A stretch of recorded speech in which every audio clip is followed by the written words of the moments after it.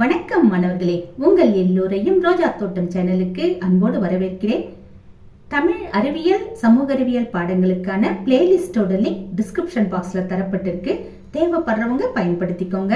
இன்னைக்கு எந்த பாடம் பார்க்க போறோம்? நூலகம் நோக்கி என்ற 6ஆம் வகுப்பு தமிழ் பாடத்தில் தரப்பட்டுள்ள மதிப்பீடு வினாவிற்கு விடையை பார்ப்போமா? இந்த பாடத்துல அண்ணா நூற்றாண்டு நூலகத்தை பத்தி சொல்லியிருக்காங்க. அதை பத்தின ஒரே ஒரு கேள்விதான் கேட்கப்பட்டிருக்கு. என்ன கேள்வி? அண்ணா நூற்றாண்டு நூலகத்தை பற்றி சுருக்கமாக எழுதுக. விடை எழுதுவோமா? அண்ணா நூற்றாண்டு நூலகம் ஆசியாவிலேயே 2வது பெரிய நூலகமாகும். ஆசியாவிலேயே முதலாவது பெரிய நூலகம் சீனாவில் இருக்கு. புத்தகத்திலேயே அது தரப்பட்டிருக்கு, பாத்துக்கோங்க. இது சென்னை கோட்டூர்புரத்தில் உள்ளது. இது தரைத்தளத்தோடு சேர்ந்து 8 அடுக்குகளை கொண்டது.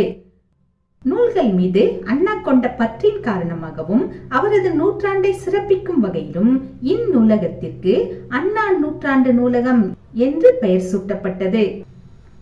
அமைப்பு: இந்நூலகம் 8 ஏக்கர் பரப்பளவு உடையது. ஒவ்வொரு தளத்திலும் ஒவ்வொரு வகையான நூல்கள் காணப்படுகின்றன. அவைகளை பற்றி பார்ப்போம். 8 தளங்கள் இருக்கு அப்படின்னு பார்த்தோம் இல்லையா? அதுல எந்தெந்த தளத்துல என்னென்ன நூல்கள் இருக்கும் அதை பார்த்துடலாம். முதல்ல தரைத்தளம். இங்கு பார்வைத்திறன் குறைபாடு உடையோருக்கான பிரிவு உள்ளது. பிரெய்லி நூல்கள் உள்ளன. ஒளி நூல்கள் குறுந்தகடு வடிவில் உள்ளன. இங்கே பிரெய்லி நூல்களை உருவாக்கும் கருவியும் உள்ளது. மேலும் வாசகர்கள் தங்கள் சொந்த நூல்களை உரிய அனுமதியுடன் இங்கே படிக்கலாம். நம்மளுடைய புத்தகத்தை கூட கொண்டு போய் அனுமதி வாங்கி அங்க உட்கார்ந்து படிக்கலாம். அதற்கு அனுமதி உண்டு. எங்க? தரைத்தளத்துல. அடுத்தது முதல் தளம். இது குழந்தைகளுக்கான பிரிவு ஆகும். குழந்தைகளுக்காக இங்கே 20,000த்திற்கும் அதிகமான குறுந்தகடுகள் காணப்படுகின்றன. 50,000த்திற்கும் மேற்பட்ட நூல்கள் காணப்படுகின்றன. இங்கே காணப்படும் செயற்கை மரம் அனைவரையும் வெகுவாக கவர்கிறது. அடுத்தது 2ஆம் தளம். இங்கு தமிழறிஞர்களின் நூல்கள், சமூக பொருளாதார ஆன்மீகம் தொடர்பான நூல்கள் காணப்படுகின்றன.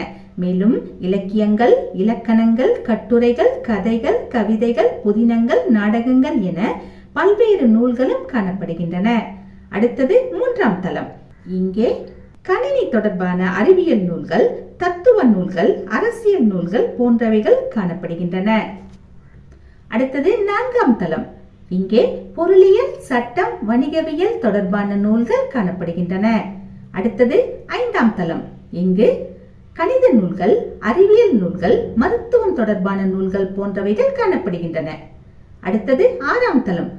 இங்கே பொறியியல், வேளாண்மை, திரைப்படக்கலை தொடர்பான நூல்கள் உள்ளன.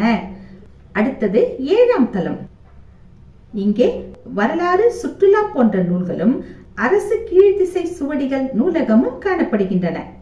மேலும் போட்டித் தேர்வுகளுக்கு தேவையான நூல்கள் உள்ளன. மேலும் மின் நூலகம் காணப்படுகிறது. இதில் மின் நூல்களும் மின் இதழ்களும் காணப்படுகின்றன. அடுத்தது 8ஆம் தளம். இங்கே கல்வி தொலைக்காட்சியும் நூலகத்தின் அலுவலக பிரிவும் காணப்படுகிறது. அனைத்து தளங்களிலும் குளிர்பதன வசதி செய்யப்பட்டுள்ளது. மேலும் இங்கே கூட்ட அரங்கு, கலையரங்கு, கருத்தரங்க கூடம், கண்காட்சி அரங்கு போன்றவைகளும் காணப்படுகின்றன. இத்தகு சிறப்பு வாய்ந்த அண்ணா நூற்றாண்டு நூலகத்தை நாமும் நமது கற்றலுக்கு பயன்படுத்தி மகிழ்வோம். மாணவர்களே, இன்று நாம் நூலகம் நோக்கி என்ற பாடத்தில் கேட்கப்பட்ட மதிப்பீடு வினாவிற்கு விடையை பார்த்தோம். நாம் வேறு பாடத்தோடு மீண்டும் சந்திக்கலாம். டாடா, பாய்.